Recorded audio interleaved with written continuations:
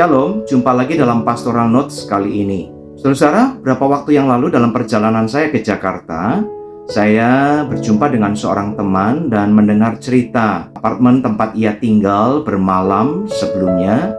Ia sempat mendengar tetangga apartemennya, seorang sepasang suami istri, laki-laki dan perempuan, yang kemudian bertengkar cukup hebat di tempat mereka. Dan karena dinding apartemen itu cukup tipis, akhirnya suara pertengkaran itu pun sayup-sayup terdengar dari tempatnya. Kisah ini terus terang bukan kisah pertama yang saya dengar. Bahkan terkadang juga disertai dengan situasi sepertinya terjadi kekerasan di dalam rumah tangga. Nah, di situasi yang lain, saya sedang makan bersama dengan anak dan istri saya.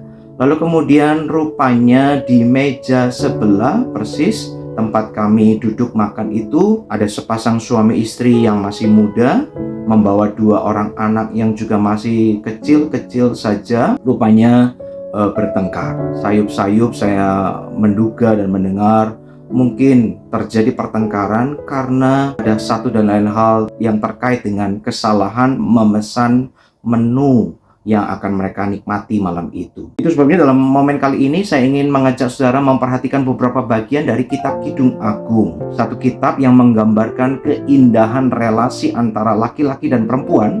Namun lebih dari itu sebetulnya menggambarkan keindahan relasi antara Allah, sang mempelai pria, dengan kita, umatnya, sebagai mempelai wanitanya. Kidung Agung pasal 1 ayat 15 dan 16 berkata demikian. Betapa cantik engkau manisku, sungguh cantik engkau bagaikan merpati matamu. Lalu kemudian mempelai pria mendengar pujian balasan dari mempelai wanita. Betapa tampan engkau kekasihku, sungguh menarik, sungguh sejuk pembaringan kita. Saudara, kalau Anda membaca kitab Kidung Agung, saya percaya Anda akan menjumpai banyak perkataan-perkataan yang lembut, manis, indah, romantis seperti ini antara laki-laki dan perempuan. Hubungan cinta kasih itu ditunjukkan lewat pujian. Misalnya di dalam pasal 5 ayat yang terakhir 16 mengatakan perkataan mulutnya manis semata-mata, segala sesuatu padanya menarik. Begitulah kekasihku, begitulah temanku, hai putri-putri Yerusalem.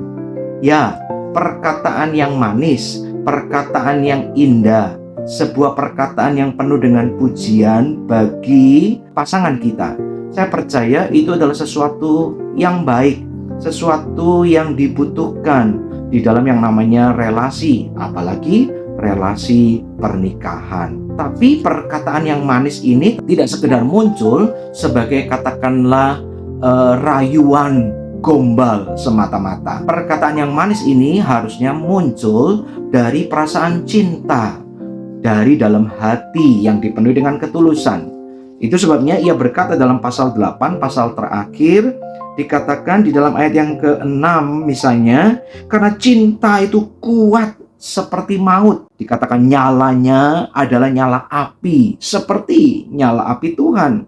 Pasal ayat 7 mengatakan air yang banyak tidak dapat memadamkan cinta, sungai-sungai tidak dapat menghanyutkannya.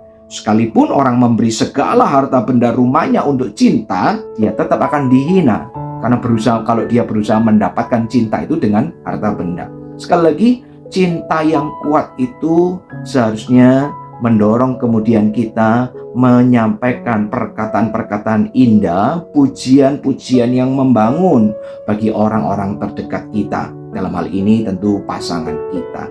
Nah, tapi tentu saja secara faktual kita menyadari bukan dalam setiap relasi apapun, relasi persahabatan, relasi pertemanan, relasi kerja, apalagi relasi pernikahan. Seiring waktu cinta itu bisa memudar. Seiring dengan memudarnya perasaan cinta kita sebagai manusia, maka perkataan dan tindakan itu bisa berubah bukan?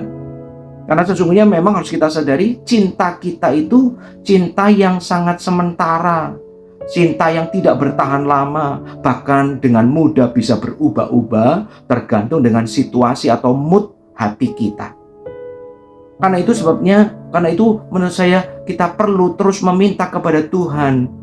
Seiring dengan perasaan atau relasi cinta kita dengan Tuhan, relasi cinta yang terus dimurnikan, relasi cinta kita dengan Tuhan yang terus dikuatkan.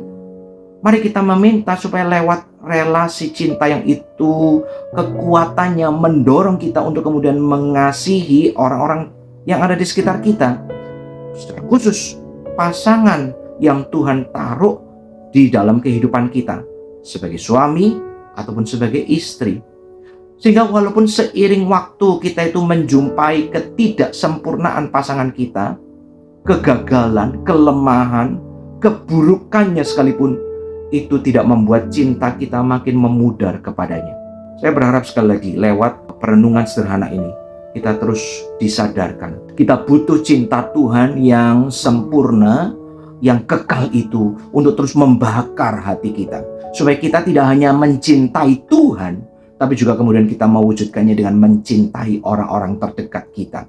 Dan itu kita wujudkan dengan tindakan yang penuh kasih sayang, tindakan yang penuh perhatian, bahkan tindakan yang berkorban bila perlu untuk orang-orang kita sayangi itu. Dan bukan cuma itu, juga terwujud lewat puji-pujian, perkataan-perkataan yang manis, lemah lembut, yang menggambarkan keindahan pasangan kita. Yang walaupun kita tahu, ia tetap memang adalah pribadi yang jauh dari kesempurnaan. Semoga Tuhan menolong kita dan makin memperindah relasi kita, bukan cuma dengan Tuhan, tapi juga dengan pasangan kita. Tuhan memberkati.